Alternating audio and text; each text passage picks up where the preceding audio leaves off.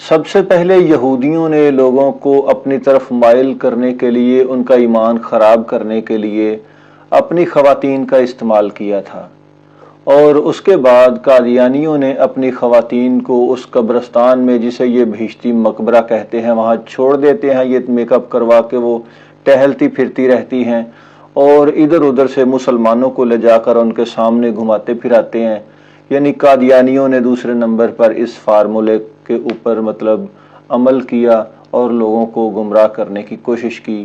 تیسرے نمبر پر عمران خان نے یہی فارمولہ آزمایا اور لوگوں کو اپنی طرف مائل کرنے کے لیے اپنے گھروں کی خواتین کو بلوا کر چوک چوراہوں میں ان کا ڈانس مجرا وغیرہ دکھایا۔ تو یہ ان تینوں پارٹیوں کے تانے بانے ایک ہیں۔ یہودیوں نے ہی قادیانیوں کو شروعات کروائی تھی، اور آج بھی وہی ان کو سپورٹ کر رہے ہیں۔